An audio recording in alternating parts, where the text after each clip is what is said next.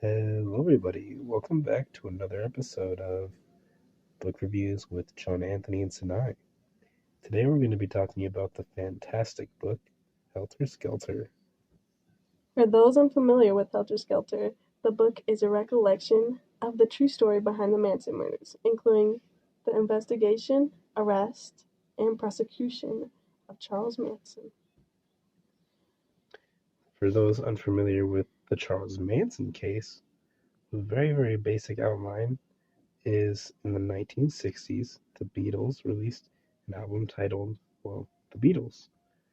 It was also very well known as the White Album. Many songs on this album, including the song Helter Skelter, were interpreted as a sign of end times and an upcoming race war by Charles Manson. Not only did this lead to the manipulation of many, but also the murder of several people.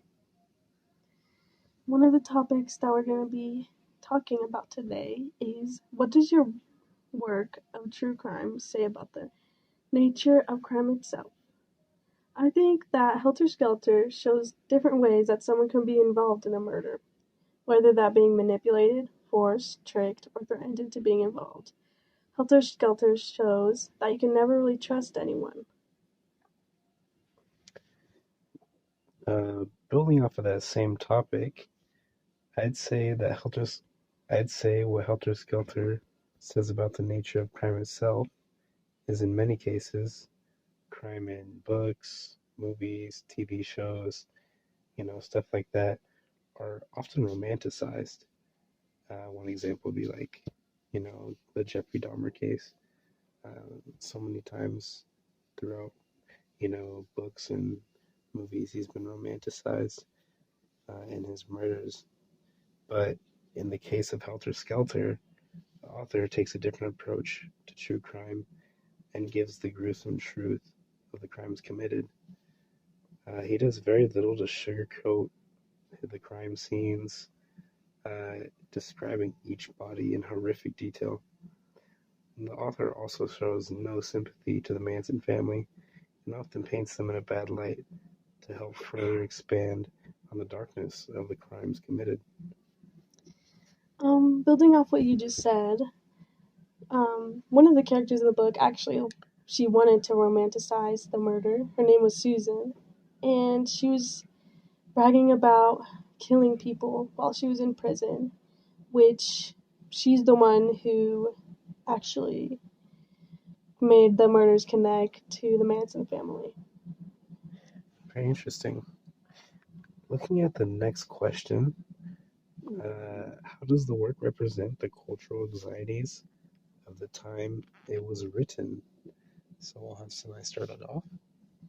Um, During the time of the Manson murders, the civil rights movement was going on, and black people were reclaiming their freedom.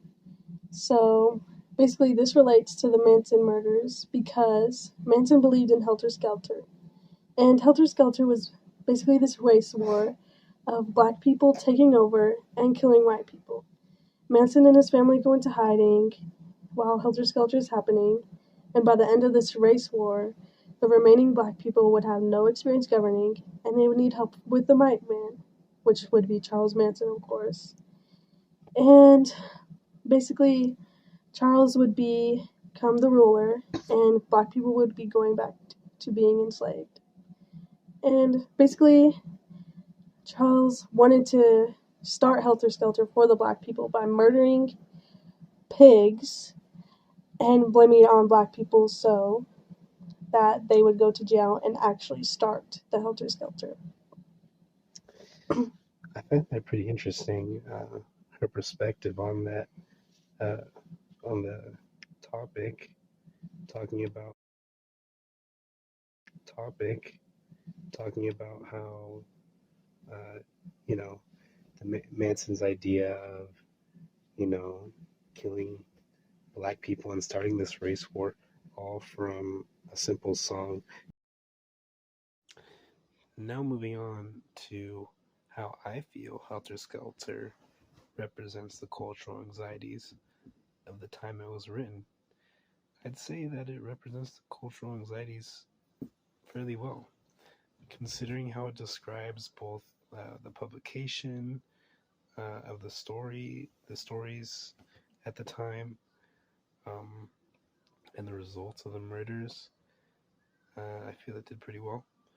One example is after the book explains one of the murders in detail, the author went on to talk about how it was one of the most publicized cases at the time, how the murders were very, very popular with many people because everyone at the time was very scared of them. It was not a normal murder case. It was different in a way that it was both rich and poor being murdered, meaning no one was really safe. And the book actually talks about in detail how um, this kind of rose this mass hysteria around the country, and this led to an increase in gun sales at the time, home security systems, even guard dogs all went up at the time because of this fear that the case struck into people at that time. And this just goes to show the fear that these murders uh, affected the masses at the time with.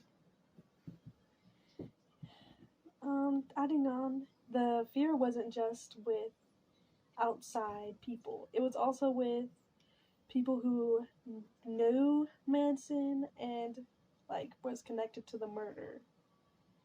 Like one of the witnesses, he was threatened 3 times by the family, and he was scared for his life to testify. But eventually he did, and he was fine. But that he was also scared out of his mind. Moving on to the last question: how does this work move the genre forward? I think that Helter Skelter is one of a kind, switching perspectives from each killer to witness to detective. Although the point of view changes from third person to first person. It changes from third person, telling the story of Charles Manson, and then to first person of the lead prosecutor. Though it changes to first person, the story isn't just about the prosecutor. It focuses mainly on Charlie and his activities with the family. And as the prosecutor is interviewing other suspects and witnesses, it also goes into their point of view. So to answer this question, how does the work move the genre forward? I think that putting different perspectives and personalities into the story with this documentary-like style made a uniqueness to the genre.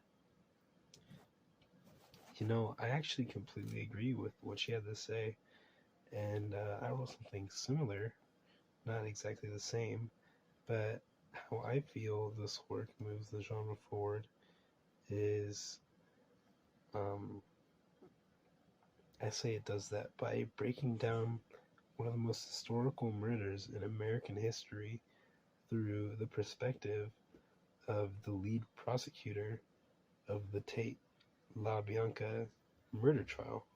So not only was this man, uh, not only was this man uh, in the time of this murder, but um,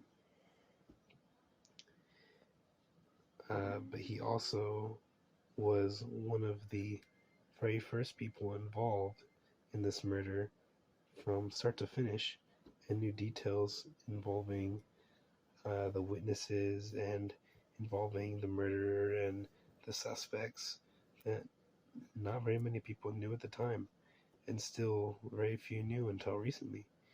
So, being seeing a book written from a perspective that was directly involved with the murder itself really sheds a new light on the murder genre and breaks it down into a different aspect that was never really shown before.